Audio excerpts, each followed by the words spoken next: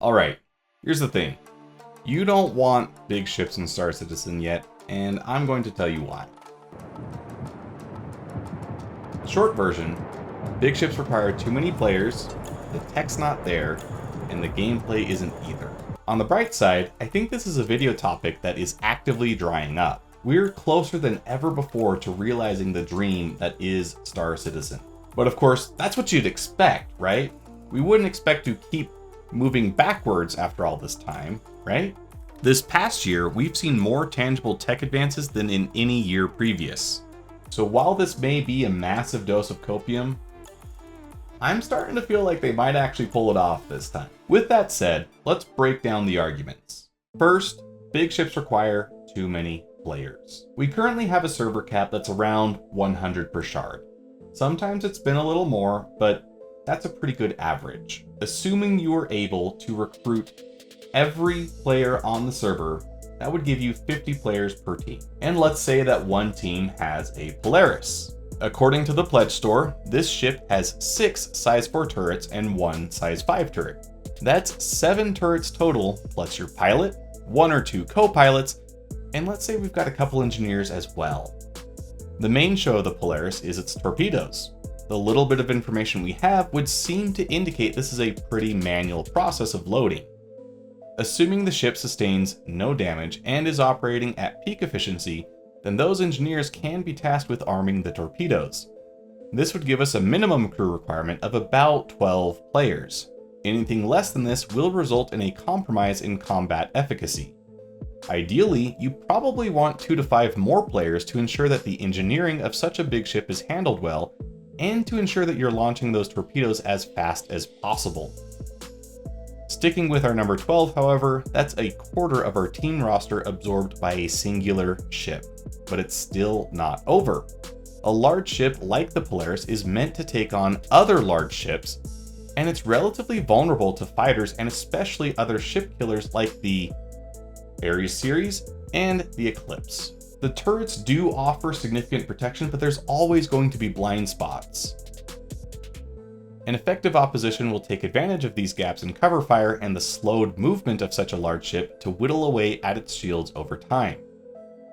Properly handling the Polaris, then, means protecting it as well. The onboard hangar fits a Scorpius and adds an additional 2 players to the Polaris squad. In a perfect scenario, you probably have more than just one defensive fighter though. However, so far, we've used 14 of our allotted 50 players and we've only deployed 2 ships, 1 really big ship and a fighter. And an argument can certainly be made that a proper fighter screen would be something like the Hammerhead supporting the Polaris. The Hammerhead has 6 turrets, 3 on the bridge, and we'll assume 2 engineers. That's 11 players for the Hammerhead. So now we're up to 27 players on this team. 3 ships on a team is nowhere near the spectacle we've been promised for our large fleet battles, but we start to see the issue. We can have lots of small ships currently, or we can have a drastically smaller number of big ships. If we use the remaining 23 players and put all of them in single-seat fighters, we've got 26 ships total on this team. Now that would be a pretty impressive battle group, but we've made a number of assumptions to get here. First off, the battle has to take place in the fuel range of those fighters, which are going to be the limiting factor. So for this fleet to work, there's no refueling ships, no ship transports, and the battle has to be close enough to allow ships to resupply. We've also assumed that all 50 of the players required to staff this team fleet are willing participants in the server. We know that's not realistic though, right?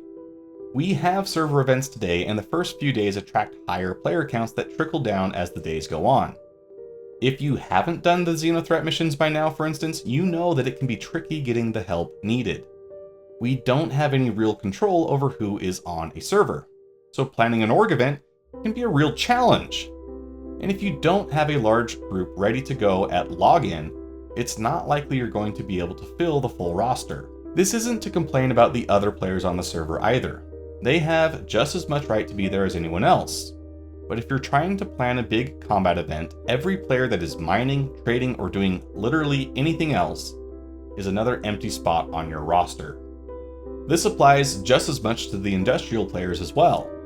In spite of what players try to do, the Argo Mole is not supposed to be a solo ship. It requires at least 4 players to fully man, and with engineering will again likely require more still. Same applies to the Arastra, the Hull C, and other large industry ships. Pulling players from whatever they are doing at the moment to support your mining, combat, or whatever it is will always present a challenge. The only real way to alleviate this is to have more players. It's like online dating. The more chances you have to swipe, the more likely it is you'll get a match. So more players, more chances for crew.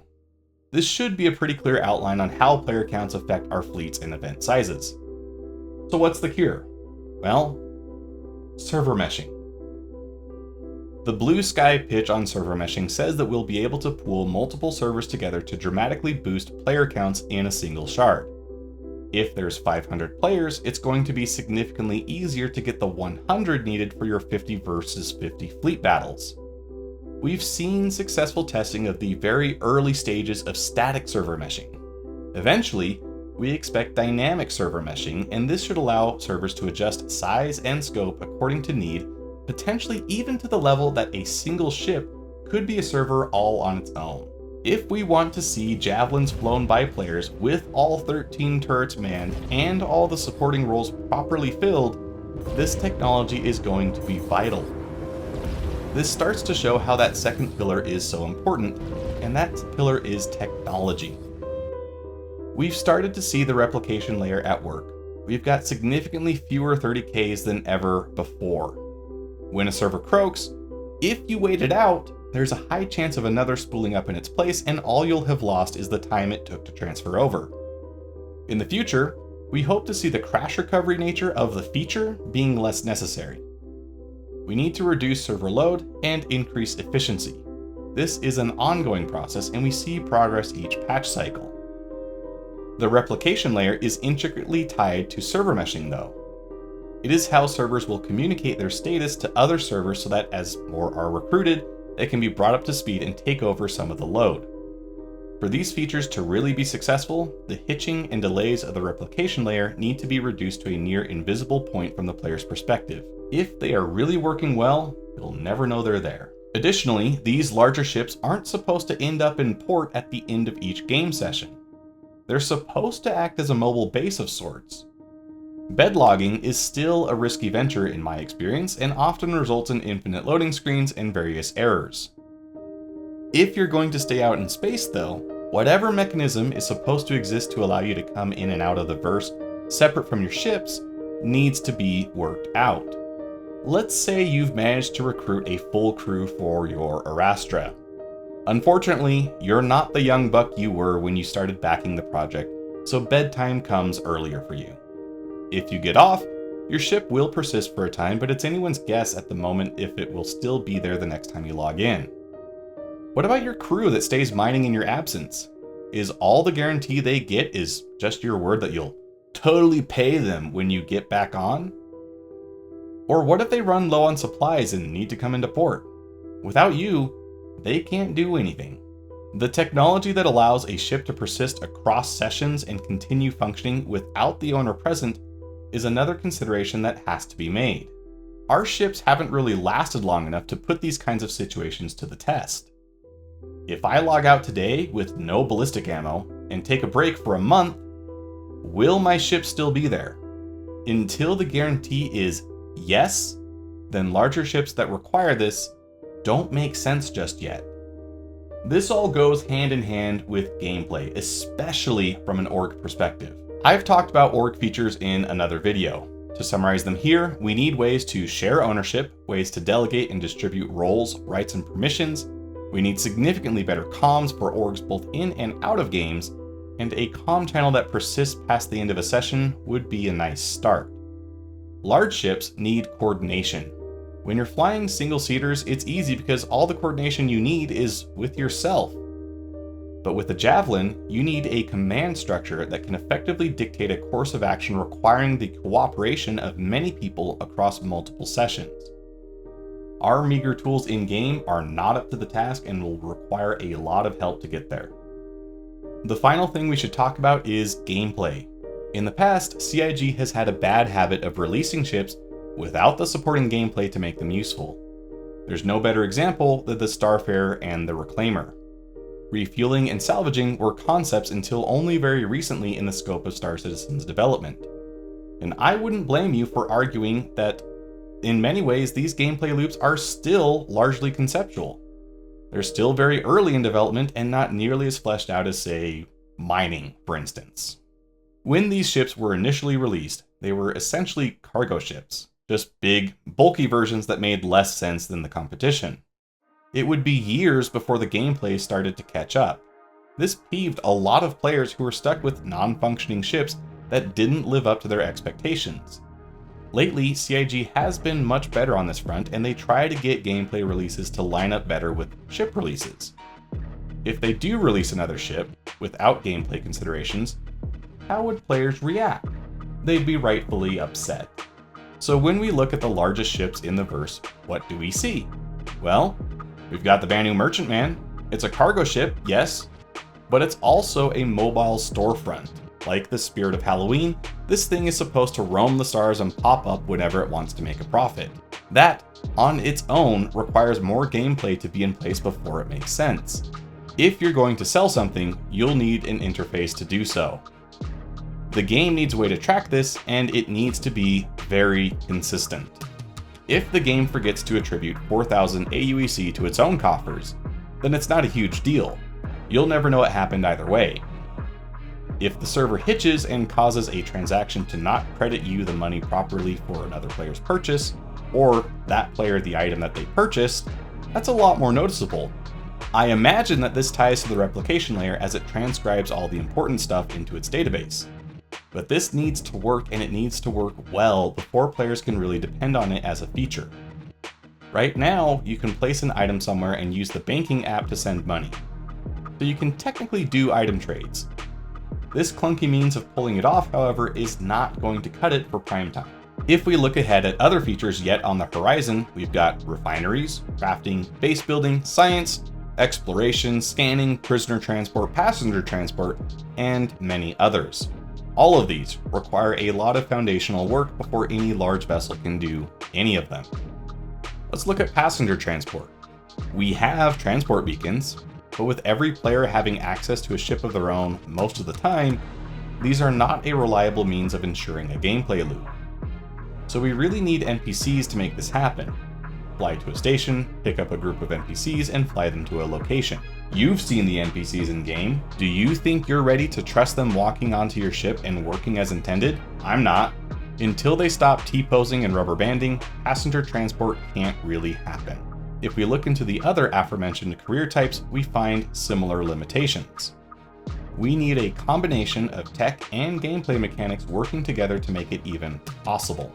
Bringing it all back together, there's at least 3 things we need before larger ships make sense as a priority of focus. We need the gameplay the ships will do, we need the technology to support it, and we need the player count to fill them. Without these, we're all just lonely Carrack owners with no one to play with in our big, echoey spaceship that costs as much as a month of rent. With all that said, when can we expect to see more larger ships released? Well, in many ways, it depends. I know, the ultimate cop-out answer. If by large ship you mean something like the Galaxy, then it's not nearly as long a wait. Supposedly, that ship is supposed to come out this year. It's not a massive ship, but it is big. At least one of its potential gameplay loops is well established at the scale it is capable of doing it. It's a rather small cargo ship in the grand scheme of things, and it could also start off doing the medical gameplay. If we're talking about the Drake Ironclad, then it's a different story altogether. First, all the tech needs to work. With the repair bay of the Ironclad Assault, that's at least one additional gameplay loop to polish. This also requires crafting though, and you're not going to be pirating other ships all on your own, so it's also safe to assume that the persistent side of things needs some work as well. After those are done, it then requires the eye of our benevolent Chris Roberts to smile upon the Drake family as a focus of development. Right now, it's on RSI, but who's to say where the next area of focus will be? Or the one after that? Ships do become relatively easy to implement once all the gameplay and tech is worked out. It essentially becomes an art project, and along the way you make sure that it interconnects with all the necessary gameplay components. If we take CIG at their word, we could see the last of the major tech hurdles overcome in the next year. I expect that with those done and entering a stage of polish, that we'll start to see ship production ramp up significantly. But each large ship will still take a dedicated team of developers, and it will still be a battle of priorities to determine what ship or family of ships CIG will focus on next. While we could then see the Ironclad in as little as 2 years, I think 3 to 5 is more likely, as it fights all the other ships still in the backlog for its time in the sun. Now, my goal is not to be a shill for CIG or a major downer. I still believe in this project, and I do think that it's going to come out eventually. I do want to offer a balanced perspective and help people manage their expectations just a little bit. Based on my experience with the project so far, CIG is covering a lot of ground, and they do deserve credit for the incredible technology they've made thus far. It truly is pretty remarkable when you dive into it. I hope this video has enlightened you and helped you manage expectations a bit. I'm still very excited for the future of this project and cautiously optimistic that we all will start to see our ships come into being. But it will take some time, and if you're going to back the big boys like the Ironclad, you need to be ready for big boy wait times as well. I would much rather have my ship at a time when it works as imagined than have it early and useless. But these are my thoughts. What's yours? Did I miss anything? Is there something that you think could also help ships come out sooner, or something that could make them come out slower? But anyways, like, share, comment, subscribe, do all the YouTube things, and until next time, this is Odd Job Entertainment, signing off.